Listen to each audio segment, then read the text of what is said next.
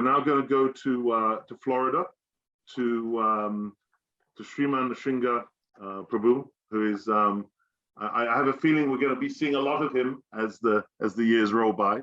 He's the son of our beloved Sripad Bhaktivedanta Bhagavat Maharaj, and he's a very, very sweet devotee with a lot of energy and a lot of heart. He was born a devotee, obviously, and he took Harinam, and he met Gurudev in 2003 when he was only 13, and 2 years later took Harinam at the age of 15, and took Diksha. Am I right? Took Diksha in 2010, Prabhu? Yeah, at the age of 20, and yeah, I can just see he's doing a lot of seva now in Florida, trying to help the devotees there, strengthen their devotional congregational activities, and he's just launched a men's retreat, which unfortunately I was invited to, but I can't go. But maybe I can zoom in somehow. It sounds great. We need, the women are ahead of us on the retreats, Prabhu. So so we need to catch up. Maybe get a few tips. So yeah. So Nrsimha, really happy to warmly welcome you, and really looking forward to your glorification of Srila Gurudev. Haribol. Thank you, Prabhu. One thing, and this is not a cutting, but I guess because it's a forum, I'm trying to imbibe the mood that Sripad Bhagavat Maharaj is not my father. He's simply one of Gurudev's sannyasis, one of Prabhupada's dear beloved son. So I request in the future for all devotees to try to consider in that way. As Srila Bhaktivinoda Bharati Maharaj directly said, that I should see all relationships as how is that person connected to Krishna, and not how they're connected to me. I know he says the same thing, but he's so proud of you, I can't help it. So we can think both at the same time. Both, okay. Om Jnana Timirandasya Gyananjana Shalakaya Chaksho Militam Nena Tasmai Shri Gurave Namah. Gurave Gauda Chandraya Radhikaya Tadalaya Krishnaya Krishna Bhaktaya Tadabhaktaya Namo Namah. Namo Om Vishnu Padaya Radhikaya Priyatmane Shri Srimad Bhaktivedanta Narayana Niti Namane Shri Krishna Lila Katane Sudaksham Adarya Madhurya Gunashayuktam Varam Varanyam Purusham Mahantam Narayanam Tvam Shudasha Namami. Nama Om Vishnu Padaya Krishna Katha Kripa Murtaye Srimate Gaur Govinda Goswami Niti Namane. Nama Om Vishnu Padaya Krishna Preshtaya Bhutale Srimate Bhaktivedanta Swami Niti Namane. Namaste Saraswati Deve Gauravani Pracharine Nirvishesha Shunyavadi Paschacha Deshatarane Shri Rupa Shri Sanatana Bhattaraguna Shri Jiva Gopala Bhatta Dasaraguna Vanshakalpa Tarubhyascha Kripa Sindhu Bharevasha Patitanam Bhavanebhyo Vaishnavebhyo Namo Namaha. Shri Chaitanya Mano Vishnam Shtapetam Yena Bhutale Swayam Rupa Kadamayam Dadanti Swapadantikam Anandalilamaya Vigrahaya Hema Badivya Stravi Sundaraya Tasmai Mahaprema Rasa Pradaya Chaitanya Chandraya Namo Namaste. Shri Krishna Chaitanya Prabhu Nityananda Shri Advaita Gadadhara Srivasadi Gaura Bhakta Vrinda Hare Krishna Krishna Krishna Hare Hare Hare Rama Rama Rama Hare. Dandavat, everyone. I'm feeling very shy to be here. I don't feel that it's my place. My opportunity for physical association with Srila Gurudeva was extremely limited. And whilst the theoretical knowledge that physical association isn't the barometer of intimacy, still I feel that I have no intimacy with our Gurudeva. In fact, I was reading a little bit from Srila Gurudev's Gurudeva Tatma, and this Svaitasavatar Upanishad, Yasya Deva Parabhaktir Yatta Deve Tata Guru Tasyaite Katita Hiartha prakashante mahatmana. Only unto those great souls who have implicit faith in both the Lord and the spiritual master are all the imports of Vedic knowledge automatically revealed. Implicit is a word that's often used as like implied, but in this, verbiage here, the definition is actually unquestioning, unwavering, unconditional. This is the type of faith that we must develop in Srila Gurudev. That type of nishta that Srila Gurudev would say is the backbone of our bhakti and has to be developed in Guru and in Krishna. I think about this pastime that Srila Gurudev had with a couple disciples of Srila Prabhupada, where he asked them, how is their bhajan that you've been chanting how many years now? 20 years, 15, 20 years, and some taste is coming? And they said that they're not really tasting anything. And Srila Gurudev was asking, well, then why are you still chanting? And he says, well, our Srila Prabhupada said that we have to chant 16 rounds a day. So every day we're chanting. Even no taste is coming, even no taste is coming. And Srila Gurudev told his brahmacharis, he says, you should have this type of nishta.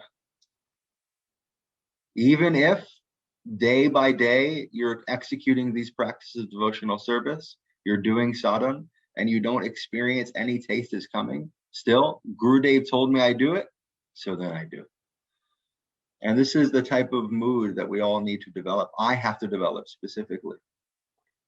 I find myself reflecting a lot on how Srila Gurudev had a variety of specialities.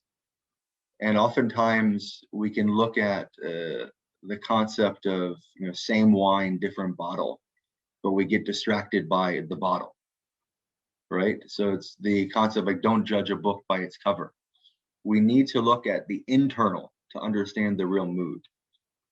And if we look at Srila Prabhupada's mission, Nirvishesh Shunyavad Pashchacha Deshatarane, that Srila Prabhupada's mission was starting with having to cut impersonalism and voidism out of the hearts of so many of the personalities throughout the world, and especially in the Western world. It was developing rapidly.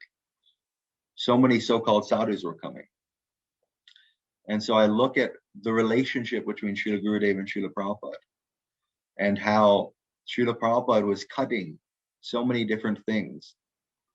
But he gave these moods in a very, very covert way, sometimes overt, but oftentimes covert, the moods that Srila Gurudev shared. So what is their relationship? It's like if you cut down a field and you have a big empty plain. Srila Gurudev came behind Srila Prabhupada after that cutting, and he said, okay, the jewels are buried here, you can dig here, dig deeper here, dig deeper here, dig deeper here. And then in this way, as we dive deeper into this process, then we can actually start to relish. So Srila Gurudev had this unique speciality of unwavering, unimaginable focus on Srimati Radhika. Who could focus on Srimati Radhika like Srila Gurudev? No matter the topic, somehow Srila Gurudev would find, oh, but this is implying Srimati Radhika. This is implying we go to Srimati Radhika. He was completely focused in that way. And so he was able to look at all of these different things that our Srila Prabhupada had done in his preaching seva and show us how Srimati Radhika is there in these things, how she is the Shakti behind everything.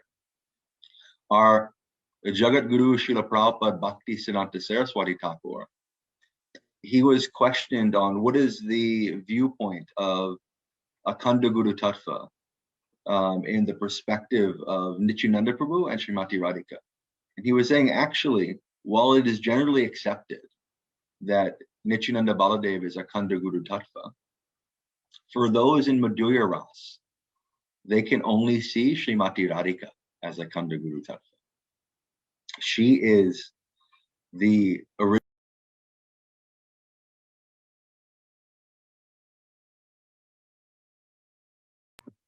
Oh, is that okay? Oh yeah, you just got mute. You just muted for about 10 Sorry. seconds. So she is a Khanda Kurudatta. Srimati Radhika is the original source, the undivided principle of Guru, which means if we are to make offenses, aparad, we're distancing ourselves from Radha. And if she's the source of our Guru Varga, then we're distancing ourselves from Gurudev. So what type of offenses? So many different offenses are there. I am the most offensive, not the most anything actually, but I am very high on the list of offensive personalities.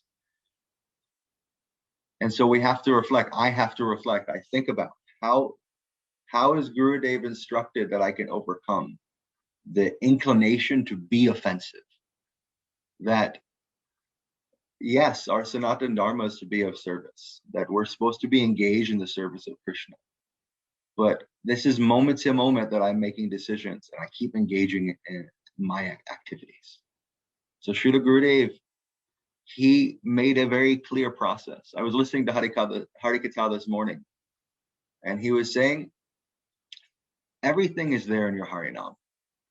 Everything is there in your Harinam. And if you're not experiencing, this is an obstacle in your faith. This is an obstacle in your Nishta. But we have to take very seriously what Srila Gurudeva has given us. I was talking with devotees on Wednesday evening, our Gita class, and one devotee had the question that how can we get proper guidance, say, in proper association? And I was asking this devotee, oh, but you've heard Harinam from your Gurudev? Yes. Oh, you've heard Diksha mantras from your Gurudev? Yes. So you think you're not in association?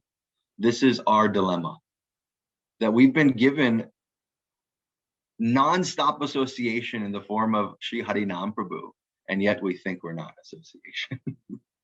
This is our misfortune, that we haven't realized that Srila Gurudeva is present there when we sit down to do our japa, when we sit down to chant our Gayatri mantras. Then Srila Gurudeva is there sitting across from us, and he is relishing with us. And he is the one who is guiding us to the depths of these moods that he so heavily focused on in terms of serving of Srimati Radhika, serving Sri Rup Manjari. Srila Gauragovinda Maharaj would describe Prabhupada's books and his purports as having a depth like the bottom of the ocean, and with so many different jewels and gems scattered in there. But he would say that you can't reach those jewels, you can't reach that depth alone. He says, if you're not an experienced diver, then you cannot hope to do. But if you're inexperienced, then if an experienced diver takes your hand, sadhu, if he takes your hand, he can bring you to the deepest depths. And so this is what our Srila Gurudev did. He had complete focus that my Shiksha Guru, my Priya Bandhu, my Swamiji, he's given all these moods of Rupanuga. And he's told me that I should help. And so I'm coming. I'm coming to help. I remember reading one katha of Srila Gurudev explaining this word Swamiji is not actually a third class term. That when he's saying himself, saying, when I say Swamiji, I'm thinking, oh, this personality that has controlled the minds, hearts, and senses of so many Western boys and girls. He's Swamiji. So our Srila Gurudev was able to elucidate so many different angles of vision for us to be able to relish a deeper relationship with our Srila Prabhupada, a deeper relationship with our Guru Varga. And he did this in such a way that when we look at the breadth of his Sangha, we see that he, maybe more than any other Acharya, established a society for everyone. Where can you go and you can sit in a room and 5, 6, 7 devotees sitting in the room, and each one has different spiritual master and all have the same love for Srila Gurudev. This is so unique. Even if you go into ISKCON centers where there's so many different gurus in the society currently, it won't be that same mood of reciprocity, of love for a single pointed personality. With Srila Prabhupada, naturally, the way he established himself, almost like a king, there's actually some distance sometimes of awe and reverence, almost like a Christ-like personality that's there. But Srila Gurudev said, no, I'm just your friend. I'm just your friend. And I've come to bring you to the lotus feet of my Gurudev, to bring you to the lotus feet of Rupa Goswami, to bring you to Srimati Bhakti. This is what friends do. Our Param Gurudev makes this point, that the relationship that you develop with a Vaishnava has to be ultimately one of bosom friendship. And so this is how Srila Gurudev interacted with devotees, especially disciples of Srila Prabhupada. Even though Srila Gurudev was in basically every single category, in every category, senior to them.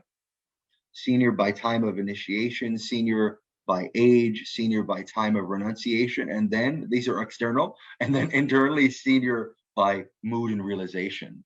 Still, he would treat them as brothers. Oh, your guru is like my guru, so we're God brothers. Like this. Who could take this type of mood? There's video of Srila Gurudev coming off the Vyasasana and hugging Kirtananda. Who can take this type of mood? This is our Srila Gurudev, that he had such a magnanimous nature. He had no self-interest. He was only coming to give. And he put a very big spotlight on a part of our theology that prior to him had largely been hidden. And this is one of the special things that we have to look at. That not only could Srila Gurudev gather such a spectrum, such a variety of personalities just by his love, but then he could take them, regardless of what position they were at, regardless of the realization, he could take them to the deepest depths. We see this with when Sukadeva Goswami spoke Srimad Bhagavatam and the assembly was there, and so many different personalities were there, from the topmost Rasik Uttam Adhikaris to the most neophyte, brand new personalities. And they all felt nourished. So what is this nourishment? This is the Harikatha spoken by a pure devotee, that they're capable of piercing all the external layerings, all the external coverings, and they are direct communication to that jiva. And the jiva is nourished according to wherever they're at. This is why our Srila Gurudev said when they were questioning, oh, should this book go out, that book? No, all for all. Why all for all? Do we think that we're the controller? Do we think that we distribute according to our whims? This book is not a living thing. This book doesn't have power. Srila Gurudev hasn't put all his moods in these books, that these books will go where they're supposed to go. This is how we can approach. I have here. So can I not see, oh, Srila Gurudev, you're present in this book. These are your lectures. So please speak to me directly from here. You have the power to do so. This is the relationship we have to develop. This is why Gurudev said all for all, that these books can go out and his moods can be everywhere. And yet we're here, we're doing this Zoom, and we have so many devotees gathered together, and it's very sweet. But are we realizing now what Srila Gurudev has given? Maybe 10 years from now, 50 years from now, 100 years from now, it'll start to be really understood how close our entire Sampradaya's mood of Unat Ojvala Rasa Swabhakti Shriyam was to being covered. That Srila Gurudev had to make an emphasis. And I was listening to his Harikatha on Badger, and he was saying, oh, they're saying that Narayan Maharaj, he's Sahajya. But I've been doing 50, 60 years not falling down, but left and right, they're falling down, and they're saying, I'm Sahajya. He's saying like this. So actually, the recipe for all these anartas that plague us, like lust, anger, greed, pride, envy, illusion, how can these be uprooted from our hearts? They have to be replaced by hearing the Harikatha from realized sadhus. Without the association of Braj Rasik Vaishnavas, like our Srila Gurudev, it's not possible. We can't remove, it has to be replaced with these moods. And I'm thinking of this bhajan, Jadi Gauranga Nahito. how the very last line, it's saying, Narahari hiya pashana diya kemone godiyache. Narahari, Sadhguru is expressing, how has Narahari been created with a stone in place of a heart? So Srila Gurudev is going here and there and he's trying to give us some nectar. But what type of receptacle are we? What type of receptacle have I become? This is why Srila Gurudeva Maharaj would say simplicity is Vaishnavism. That the more duplicitous, the more complex I approach things, the less ability I have to imbibe the mood of our Gurudev. And so I'm just thinking about all these things. And I think this Zoom, normally I don't speak any of my own stories because my understanding is really should just try to express understanding of Srila Gurudev. But I'll tell a little bit about my meeting with Srila Gurudev for Harinam. It's very special to me. So, and I'll end with that. That it was 2005 in Houston, and we went. I was with Sripad Bhagavad Maharaj, with Indupati Prabhu, Dhananjaya Prabhu, a variety of devotees. We went to Houston. And I was torn about taking Harinam because I was young. I was 15, and I was thinking I didn't want to cut my hair. I didn't want to shave up. And Sripad Bhagavad Maharaj, he was saying, Gurudev may accept you in any condition, but Sripad Madhav Maharaj won't let you get initiation unless you shave up. He's saying like that. So our Sripad Madhav Maharaj was always like the gatekeeper, like that. So then I decided in the middle of the night before, okay, I'll do it. So I shaved up, I was prepared. And Gurudev, he had seen me the day before with I had like longer hair, like crazy. And then he saw me the next day shaved up, and he was so affectionate. He took his hand and he was rubbing on my shaven head. And he really liked, it's such a nice feeling to feel like freshly shaved head. And so he was rubbing my head.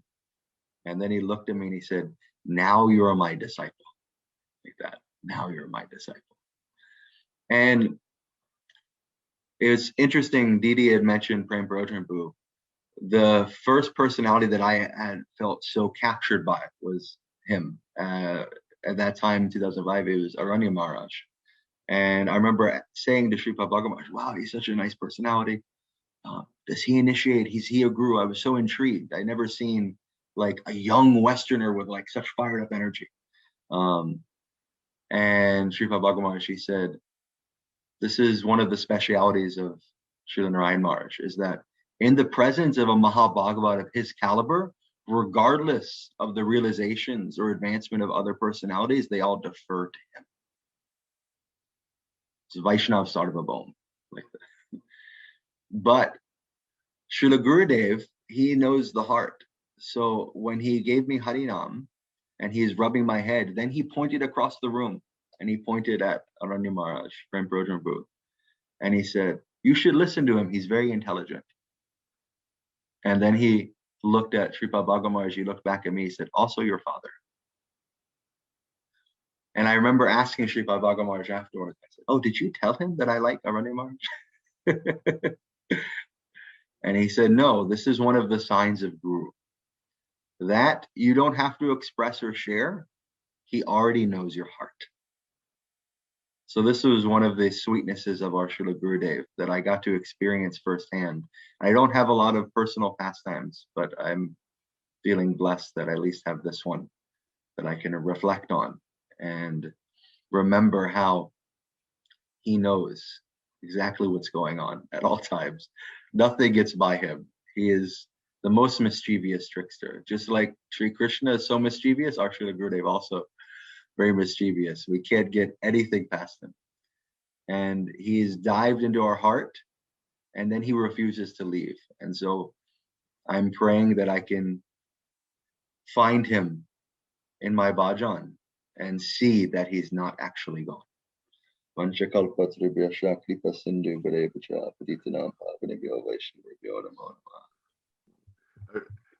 Nishringa. I really relate to your last story because when I took Diksha from Srila Gurudev in Vrindavan in '96, I didn't want to shave my head either. And I tried to negotiate with Srila Gurudeva. I said, I'm going on a business trip to Japan. I can't shave up. And he looked at me like, okay, we got a comedian in front of me. And he wasn't having any of it. I think I tried 3 times to negotiate my way out of it. And eventually I said, okay, I'll take picture if you give me your hat. So he gave me his hat, and I wore the hat all the way around Japan. There's a beautiful Pushpanjali, and yeah, I know that sort of view that the best way to glorify Srila Gurudev is to glorify his teachings. But I also think, I think that's right, but I think that it's impossible to separate with Srila Gurudev his teachings from his mood. So if you're sharing, this is my own personal view, if you're sharing a story about Srila Gurudev, of a pastime you had with Srila Gurudev, if one is doing it to glorify oneself, then clearly that's not correct. But if one is sharing about your pastime with Srila Gurudev in order to convey the mood of Srila Gurudev, then that mood is intrinsically bound with all of his teachings. You can't really separate the two. So I think when you can combine the two as you just did, it's very beautiful and connects us both with the tattva and the rasa of Srila Gurudev. I loved what you said. The 3 things I took away from what you said was, number 1 is we've got permanent association with Srila Gurudev through Harinam. I think that's a really great reminder and a great booster to our desire and our inspiration to do Harinam, which is the foundation for everything. And the second thing I really loved was, and I took it away as something slightly different from what you actually said, but it's implied, is how you can have so many different people, and I'm experiencing this in London as well. You have all these different people with different gurus, but we all have such love for Srila Gurudev. But also, what's amazing is we also have such love and respect for each other's gurus. So there's no dichotomy between, oh, he has Bon Maharaj as a guru, he has Madhav Maharaj as a guru, I have Srila Gurudev as a guru. We can all relish each other's Guru Nishta through each other's Guru Nishta, irrespective, because the Guru Tattva is one. And there's that love and respect, which was exemplified by Srila Gurudev. So that really is very, very beautiful about our Sangha. And the last point about how Gurudev really went to the deep, he not just gave us, he's giving us all the time the deepest insights into Manjari Bhav. And I think this is getting deeper and deeper. And I think he actually said, and it's definitely happening, he said, my books will be read more when I've gone. And his books are getting read more deeply, more intensely, and more broadly. And I can see slowly how the walls between ISKCON and Gurudev Sangha, they're breaking down very naturally and in a bottom-up way, not in a top-down way, in a bottom-up way, because people are sharing these teachings and are not interested in discord and tactic arguments. We just want to be part of this, connected with one heart. So I think you conveyed that really beautifully, and I hope very much that over the years to come, I get more of your association, Prabhu. Hari Bol, Dandavat Pranams.